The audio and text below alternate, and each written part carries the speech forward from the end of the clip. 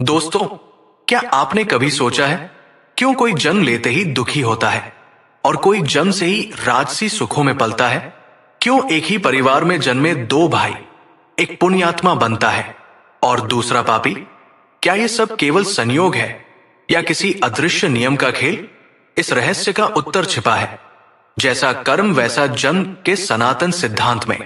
आइए सुनते हैं एक ऐसी पौराणिक कथा जो आपके जीवन को नई दृष्टि दे सकती है। इस सृष्टि का सबसे बड़ा नियम है कर्म। ना कोई भाग्य से बड़ा है, ना कोई देवी देवता किसी के कर्मों को मिटा सकते हैं।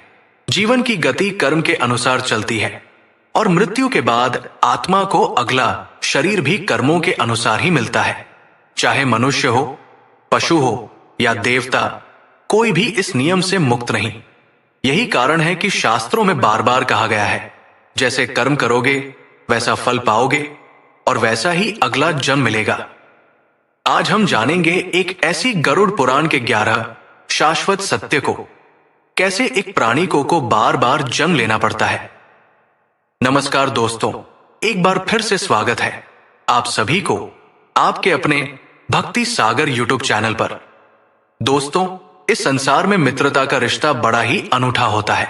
कहते हैं एक सच्चा मित्र समय आने पर मित्रता के लिए अपने प्राणों की आहुति भी दे सकता है। किंतु मित्रों, तब क्या हो जब कोई सच्चे मित्र को ही ठगने लगे। वैसे दोस्तों, इस पुराण में ऐसे लोगों के संदर्भ में विस्तार से बताया गया है। इसमें कहा गया है कि जब कोई व्यक्ति अपने सच्चे मित्र से छल कपट करता है तो करने के बाद उसे नरक तो जाना ही पड़ेगा।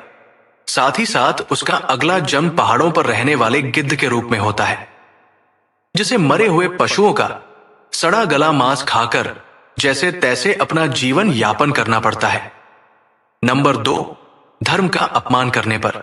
मित्रों, इस संसार में कई ऐसे लोग हैं जो न केवल अपने धर्म का अपितु दूसरे धर्म का भी समाज भाव से आधार करते हैं।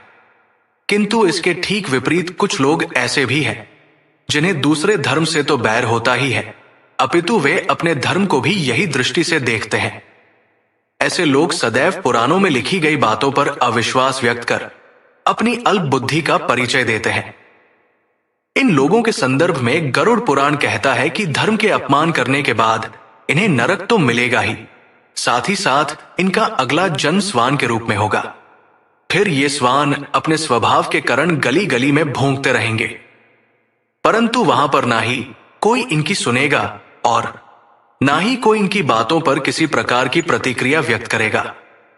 फिर कहीं जाकर इन्हें अपनी भूल का आभास होगा और तब कहीं जाकर ये स्वान की योनि से मुक्त होंगे। नंबर 3, अपनों का अनादर करने पर। मित्रों, इस संसार में किसी भी मनुष्य का जीवन बिना परिजनों की सहायता के संभव नहीं है, और इसमें माता पिता और गुरु की तो बात ही नहीं की जा सकती है, क्योंकि आपको तो पता ही है कि किसी मनुष्य को शिखर पर पहुंचाने का कार्य केवल गुरु ही कर सकता है। किंतु मित्रों, जो कोई मनुष्य यदि ऐसे लोगों की अवहेलना करता है अथवा अपने गुरु तथा अन्य लोगों के साथ बुरा व्यवहार करता है, वो मृत्यु उपरांत पुनः जन्म तो लेता है, परंतु कई बार प्रयास करने के बाद भी कभी गर्भ से बाहर नहीं आ पाता है, अपितु गर्भ में ही उसकी मृत्यु हो जाती है।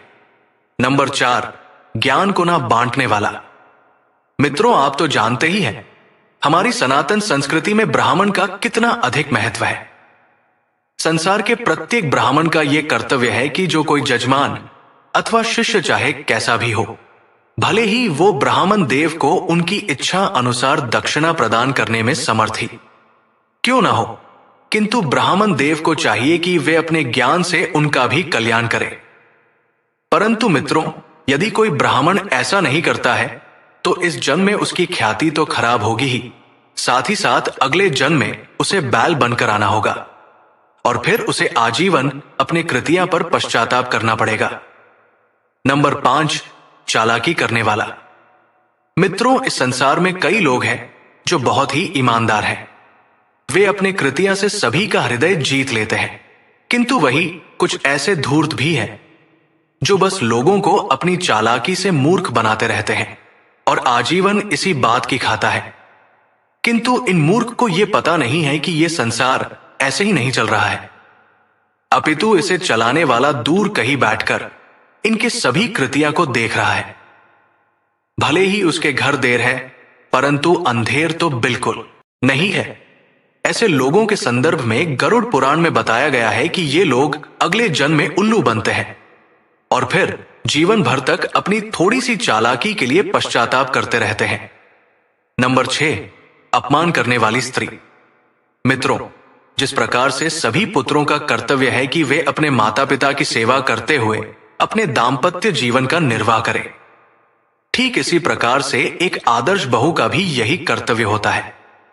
किंतु मित्रों, इन सब के ठीक विपरीत जो स्त्रियां अपने सास ससुर को अपशब्द कहती हैं या उनकी सेवा नहीं करती हैं और कभी भी घर में कलेश शुरू कर देती, उन्हें अगले जन्म में रक्त पीने वाली जीव अथवा जो के रूप में धरती पर आना पड़ता है। नंबर 7, अनाज के घोटाले करने वाले। मित्रों, हमारे सनातन धर्म में अन्न दान को सबसे बड़ा दान माना जाता है। जो कोई व्यक्ति इस दान को करता है वो केवल जीते जी अपितु मृत्यु उपरांत भी स्वर्ग में सम्मान पाता है। इसी वजह से लोग प्रतिभोज और भंडारों का आयोजन करते हैं।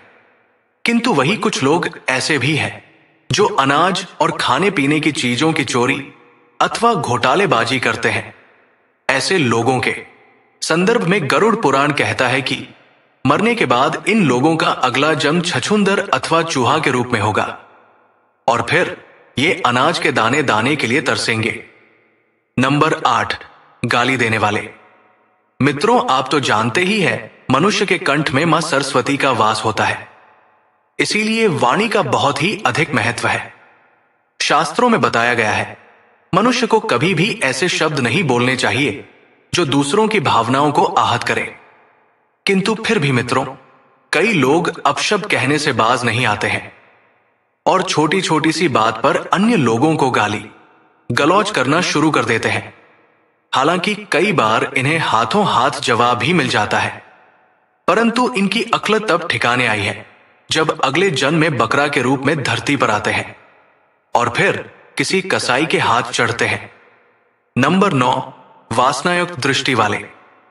मित्रों, संसार में कई पुरुष ऐसे हैं जो स्त्रियों को बड़े ही सम्मान की दृष्टि से देखते हैं। उनके मन में स्त्रियों के प्रति किसी प्रकार का विकार या दुर्भावना नहीं होती है, जबकि वही कुछ लोग ऐसे भी हैं जो संसार की प्रत्येक स्त्री को बुरी नियत से देखते हैं। उनके मान में हर समय बस काम ही चला रहा है, किंतु इन मूर्ख को यह पता नहीं इनकी वासना के बारे में किसी को पता चले ना चले। भले ही इनके कृतियां के बारे में कोई जान ना सके, परंतु वाला इन्हें कोई देख रहा है और समय आने पर वो इनका न्याय जरूर करेगा। ऐसे लोगों के संबंध में गरुड़ पुराण कहता है कि इसे कर्म करने के बाद इन लोगों को गधे की योनि में जन्म लेना पड़ता है और तब मित्रों, ये गधे चाहकर भी किसी स्त्री पर वासना युक्त दृष्टि नहीं डाल पाते हैं। नंबर 10, पर पुरुष से संबंध बनाने वाली स्त्री। मित्रों, आपने देखा होगा संसार की ज्यादातर स्त्रियां प्रतिवर्ता होती हैं। उनके मन में अपने पति को छोड़कर कभी भूल कर भी पर पुरुष का विचार नहीं आता है। किंतु मित्रों, संसार की सभी स्त्रियां सही नहीं होती हैं। बहुत सी स्त्रियां स्वभाव से व्यभिचारिणी होती हैं। ऐसी स्त्रियां ये उत्तर संबंध बनाने में रुचि लेती हैं। वैसे इनके ऐसे कृतियां के कारण कई बार इन्हें समाज में अपमानित भी होना पड़ता है, परंतु इनके अकल तो तब ठिकाने आई है जब अगले जन्म में इन्हें छिपकली अथवा चमगादड़ के रूप में धरती पर आना पड़ता है। नंबर 11, आत्महत्या करने वाले धार्मिक। मित्रों, हमारी शास्त्रों में बताया गया है जीवन हमें बहुत ही कठिनाई से मिलता है, किंतु फिर भी मित्रों, हम में से ही कुछ अज्ञानी लोग व्यर्थ ही सांसारिक बातों में उलझकर घबरा जाते हैं और परमात्मा द्वारा प्रदत्त जीवन की इस अमूल्य भेंट को व्यर्थ ही गाव देते हैं। ऐसे लोगों के संदर्भ में गरुड़ पुराण कहता है कि अगले जन्म में इन्हें सर्प बनकर पुनः धरती पर आकर अपनी भूल सुधारनी पड़ेगी। तब कहीं जाकर ये परमात्मा द्वारा प्रदत्त इस मनुष्य जीवन के उत्कृष्ट परिभाषा को समझ पाएंगे। तो मित्रों, ये थी वो योनियां जो मनुष्य को कर्मों के अनुसार मिलती है। इसीलिए कहा जाता है, यदि मनुष्य जीवन में आए हो तो कुछ अच्छे कर्म करो, ताकि मरने के बाद उत्तम लोक की प्राप्ति हो सके। इसी के साथ हमारी ये जानकारी भी यही समाप्त हुई। आशा करते हैं आपको ये जरूर अच्छी लगी होगी। ऐसे और भी वीडियो देखने के लिए अभी सब्सक्राइब करें भक्ति सागर यूट्यूब चैनल को। साथ ही साथ इस वीडियो को ज्यादा से ज्यादा लोगों के साथ शेयर करें। आप सभी को बहुत बहुत धन्यवाद।